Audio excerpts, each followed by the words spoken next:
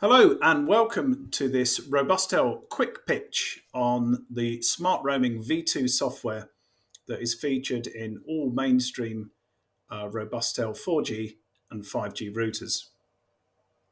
Smart roaming was first introduced about 3 or 4 years ago to introduce higher reliability.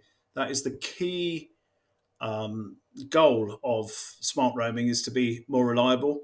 2 years ago, V2 was introduced, giving the ability to do speed tests and adding other supporting features to allow you to manipulate roaming SIMs, or multi-network SIMs as they're known.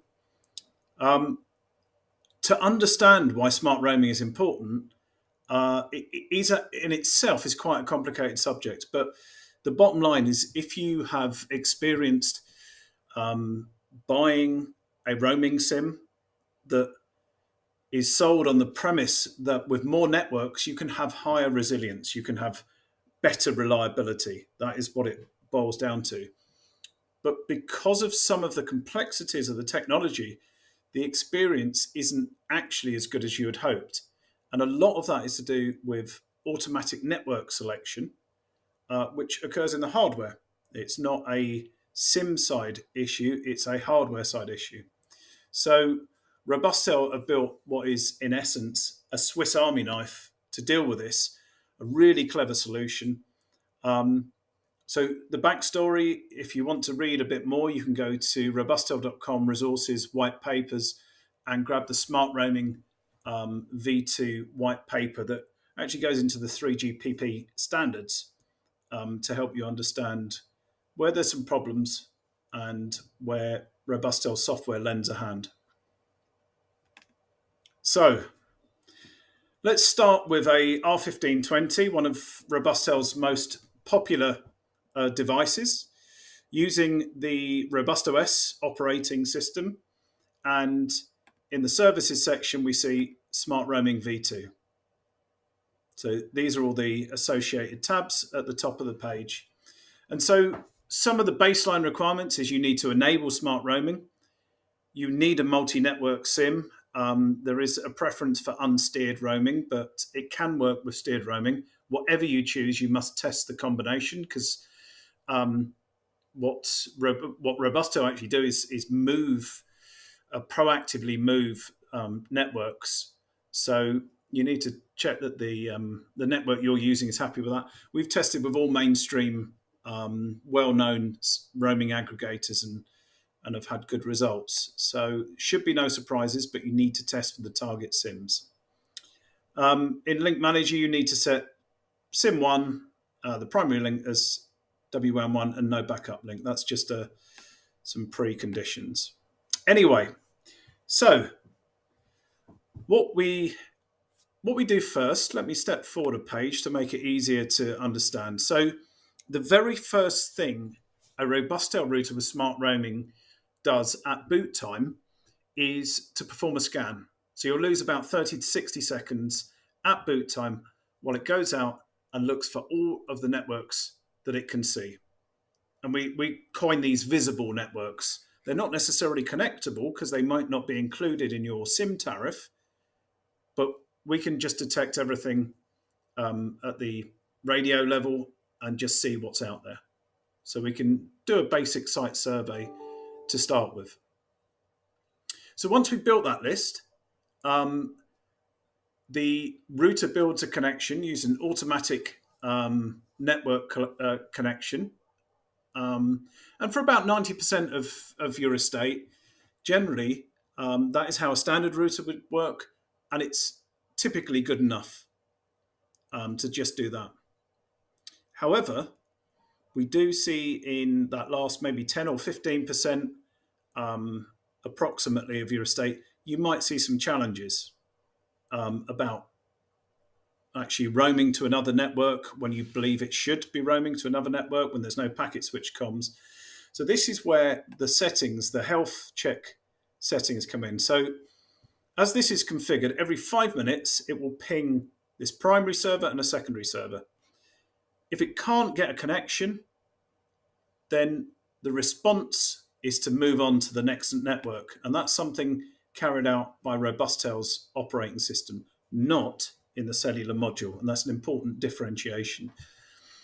If you ever want to do a deep dive into this, Robustel's tech team, myself included, can give you the fine detail. But for today, the message is ready to say this is how you get the best possible resilience by working with this system. So we can do a ping test. What we can also do is we can include variables like signal strength, network delay, so ping round trip time, and the rate of packet loss can also be indicators that we use to determine a healthy or unhealthy connection. The suggestion would probably be that just the ping settings for most application will be adequate. The health check, the more involved settings, you should test and tune carefully. So in the instance that, for example, you can see here we are currently camped on the 3 UK network in reasonable conditions and everything is good. But should that prove not to be the case, we get a network disconnect or the health check fails, then Robustel's router will move onto the next network and then onto the next network and onto the next network. There is nothing ultra smart about this methodology. It is just doing everything we can to get you a working data connection. So this is the logic is automatic, gets you started, gets most of your devices working just fine, and we leave the connection alone. But on some sites, we can push it along as well.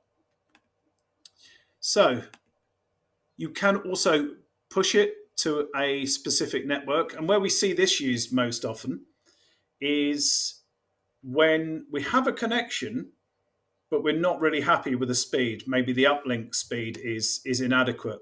So here we see the speed test menu. So this was integrated in Smart Roaming V2. And you can actually perform with a combination of the network selection tool and the speed test tool when you arrive at site. Certainly something I do when I'm working on customer specific sites. When you arrive at site, you just run a speed test on each network, and it gives you a very good idea for what the radio conditions and the quality of service is like for each network in each location. So that's a very powerful tool. One of the things that is important to mention is the speed. There isn't an automated speed test at the moment because conditions can be very dynamic on 4G. They can change very readily.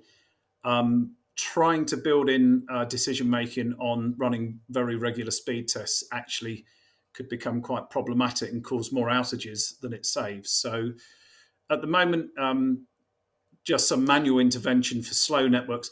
For building a data connection, it's automated.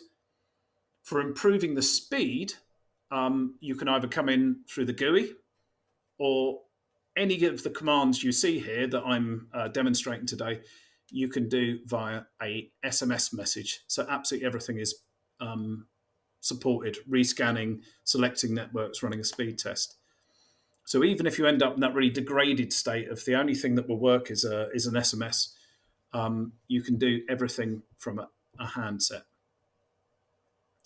So another menu here is the log. Now this is actually really useful when you come to a router that's had a problem, and you can see how things have been changing against time. Maybe it changes regularly at a certain time of day, and it goes around lots of networks. One of the other important things that you can see from this view is the failed reverted to automatic outcome. Typically, when you select a network manually, it will try that network. If it's successful, you get a connection, and if it fails, it just sits there and does nothing.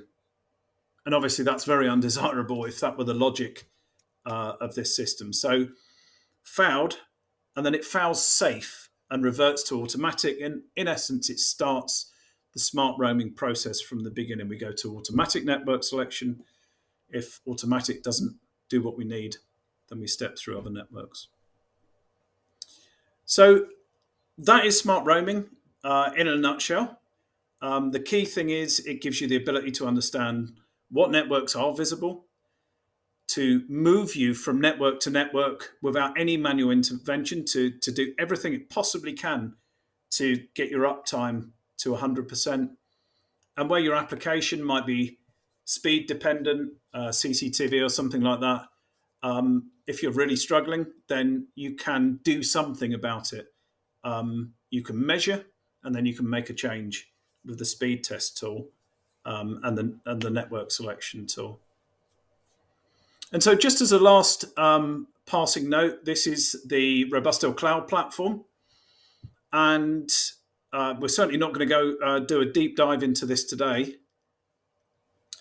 And just to conclude today's conversation about smart roaming, I'd like to share with you briefly a view of the router that we've been working on from the cloud platform. This is when you choose a device, the report section, and the report is connection log.